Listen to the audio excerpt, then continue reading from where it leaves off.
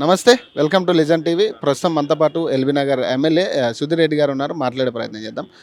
అన్న, అరెస్టులు అయితే తప్పదు అన్నట్టుగానే కనపడతా ఉంది. ఎక్కడికెక్కడ హౌస్ అరెస్టులు చేస్తూ ఉన్నారు. మాజీ మంత్రులు కావచ్చు, ఎమ్మెల్యేలు కావచ్చు, హౌస్ అరెస్టులు జరుగుతూ ఉన్నాయి. నిన్నటి నుంచి కూడా ఈ ధోరణి అయితే కంటిన్యూ అవుతుంది. ఎట్లా చూడాలన్నది? అంటే ఎందుకు చేస్తున్న హౌస్ అరెస్టులు నాకు అర్థం కాదు. అంత తీవ్రమైన ల్యాండ్ ఆర్డర్ ప్రాబ్లం హైదరాబాద్ సిటీలో ఏముంది? ఏమైనా పెద్ద ఉద్రిక్తతలు ఉన్నాయా, లేకపోతే పెద్ద దొమ్మి యుద్ధాలు అవుతున్నాయా? ఎక్కడికెక్కడ హౌస్ అరెస్టులు చేస్తాం? కేవలం పోలీసులను అడ్డం పెట్టుకొని రాజ్యం చేద్దామని చెప్పి ఆలోచనతోటి ముఖ్యమంత్రి గారు ఇలా ముందుకు పోతుండ్రు. ఇలా విఫలం కాక తప్పదు. ప్రజలు తగిన బుద్ధి చెప్తారు.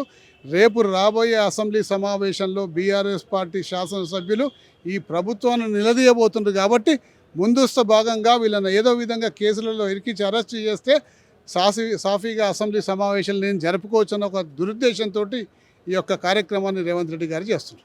అంటే తెలంగాణ తల్లి విగ్రహం అంశం కూడా చాలా చర్చనీయాంశం అవుతా ఉంది. అంటే రూపం మారిపోయింది. దాని అంటే ఏదైతే రూపం గతంలో ఉందో ఆ రూపం ఇప్పుడు కనపడట్లేదు అనేది ప్రధాన చర్చ. మీరేం చెప్తారన్న? అంటే మరి ఏ రూపం అయితే తెలంగాణ తల్లి గతంలో ఉందో అదే రూపాన్ని పెట్టాలి, కానీ రూపం మార్చేసి వేరేది పెట్టడం అనేది ఇక మూర్ఖత్వానికి నిదర్శనం.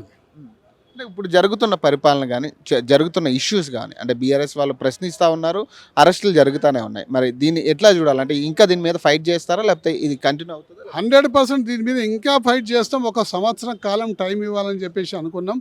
ఈ సంవత్సరం ఎక్కువగా మా బీఆర్ఎస్ పార్టీ నాయకులు కానీ, కేటీఆర్ గారు కానీ, హరీష్ రావు గారు కానీ, కేసీఆర్ గారు అసలే మాట్లాడలేదు. ఎందుకంటే ఒక సంవత్సరం టైం ఇవ్వాలని చెప్పేసి. ఖచ్చితంగా సంవత్సరం పూర్తి అవుతుంది కాబట్టి కేసీఆర్ గారు కూడా ఇక మాట్లాడడం మొదలు పెడతారు. మాట్లాడితే వీళ్ళు తట్టుకోలేరు కూడా. అంటే బయటకు వచ్చే ఛాన్స్ ఉందా? అంటే కేసీఆర్ గారు వస్తారు అంటమే కానీ 1 ఇయర్ నుంచి జరుగుతాం. జనవరి నుంచి ఖచ్చితంగా బయటకు వస్తారు. ఇప్పుడు ఆల్రెడీ అసెంబ్లీ సమావేశాలు కూడా స్టార్ట్ అవబోతున్నాయి. మీకు మరి ఏం చేయబోతున్నారు? మరి మీ ఎమ్మెల్యేలు అందరూ కూడా కలిసి అసెంబ్లీకి వెళ్ళబోతున్నారా? ఏం ప్రశ్నించబోతున్నారు? 100% అసెంబ్లీకి వెళ్తాం. ప్రభుత్వం చేస్తున్న దమననీతికి, ప్రభుత్వం చేస్తున్న ఏదైతే అణచివేత ధోరణులకి, ప్రభుత్వం ప్రామిస్ చేసిన ఎలక్షన్ ప్రామిస్లో ఇంకా పూర్తి చేయని వాటికి అన్నిటి మీద ఎండగడతాం ఖచ్చితంగా. సో వాళ్ళు విజయోత్సవాలు అని చెప్పి ఒక సందర్భంగా సంబరాలు జరుపుకుంటా ఉన్నారు. విజయోత్సవాలు ఖచ్చితంగా 6 హామీలు మేము నెరవేర్చామంటూ వాళ్ళు చెప్తా ఉన్నారు ప్రతి స్టేజ్ మీద కూడా. నిన్ను కూడా నిరుద్యోగుల పక్షాన డీత్ అనే ఒక యాప్ ఒకటి రిలీజ్ చేసి దాని ద్వారా ఉద్యోగాలు కల్పిస్తామని చెప్తా ఉన్నారు. నిన్న ఇందిరమ్మ ఇల్లులకు సంబంధించి ఒక యాప్ రిలీజ్ చేశారు. అంటే ఏం జరుగుతూ ఉంది అంటే ఈ యాప్ల ద్వారా ఉద్యోగాలు ఇవ్వడం కానీ, ఈ యాప్ల ద్వారా ఇల్లు ఇవ్వడం అనేది జరిగే ఇదేనా? ఇప్పటి వరకు ఛాలెంజ్ చేసి చెప్తున్నాండి. ఇప్పటి వరకు ఈ కొత్త ప్రభుత్వం వచ్చినాక కొత్త ప్రభుత్వం నోటిఫికేషన్ ఇచ్చి కొత్త ప్రభుత్వం ఉద్యోగాలు ఇచ్చినాయి ఎన్ని?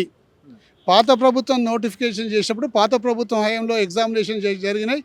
వీళ్ళు అపాయింట్మెంట్ లెటర్స్ ఇచ్చిన ఎన్ని? శ్వేతపత్రం విడుదల చేయాలి. ముఖ్యమంత్రి గారు వచ్చి బహిరంగంగా చెప్పాలి. ఇప్పటి వరకు ఇచ్చిన ఉద్యోగ నియామకాలన్నీ కూడా గత ప్రభుత్వ హయాంలో నోటిఫికేషన్ ఇచ్చినాయి, గత ప్రభుత్వ హయాంలో ఎగ్జామినేషన్ అయినాయి. ఎన్నికల కోడ్ రావడం వల్ల అది హోల్డ్ చేసి పెట్టిండ్రు. ఇప్పుడు అపాయింట్మెంట్ లెటర్స్ ఈ ప్రభుత్వం ఇస్తుంది.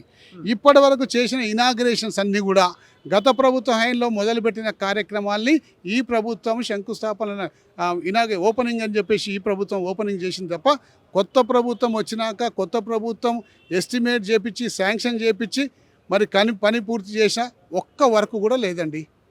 ఏ ముఖం పెట్టుకొని వీళ్ళు విజయోత్సవ సభలు నడుపుతారు? 0కు 0 మార్కులు వేయాలి. ఇప్పటివరకు ఎన్నికల ప్రామిసెస్ అయినా ఇలా పెన్షన్ పెంపు కార్యక్రమం ఇప్పటివరకు జరగలేదు.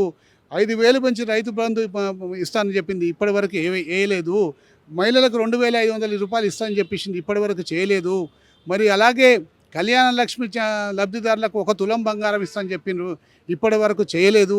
ఇలా ఎన్నో కార్యక్రమాలని మోసం చేసి ఓట్లు వేసుకొని గద్దెనెక్కిన ఈ ప్రభుత్వం ఇప్పటికీ మొత్తం కూడా విఫలమైపోయింది. ఇంకా వీళ్లకు సంబరాలు చేసుకునే అర్హత కూడా లేదని చెప్పేసి నిజంగా ప్రజలు భావిస్తూ ఉన్నారు. మేము ప్రజల తరఫుకెళ్ళి ఇలా ప్రశ్నిస్తున్నాము. మీరు 100 రోజుల్లో చేస్తా అన్న హామీలు ఇలా 365 రోజులు పైన చిలుక అయిపోయింది. మరి ఎందుకు చేస్తలేమని చెప్పి మేము ప్రశ్నిస్తే మా మీద కేసులు, మా మీద దౌర్జన్యాలు, మా ఇంటి ముందర పికెట్లు, హౌస్ అరెస్టులు, ఇటువంటి అనుభవాలను మేము ఎదుర్కోవాల్సి వస్తుంది. నెక్స్ట్ ఎలాంటి కార్యాచరణ ఉండబోతుంది? ఈ అరెస్టుల ధోరణి కంటిన్యూ అయితే మీరు ఎలాంటి స్టాండ్ తీసుకోబోతున్నారు? ప్రజల పక్షాన పోరాడతాము. ప్రజలకు ఇచ్చిన వాగ్దానాలని పూర్తి చేయలేకపోతే ఈ ప్రభుత్వం విఫలమైంది కాబట్టి ప్రజలకు ఎందుకైతే వాగ్దానాలు మీరు చేసిండ్రో ఆ వాగ్దానాలు పూర్తి చేయమని చెప్పి ప్రభుత్వం మీద ఒత్తిడి తీసుకొచ్చి అది ప్రజలకు అందే విధంగా ప్రయత్నం చేస్తాం. Thank you.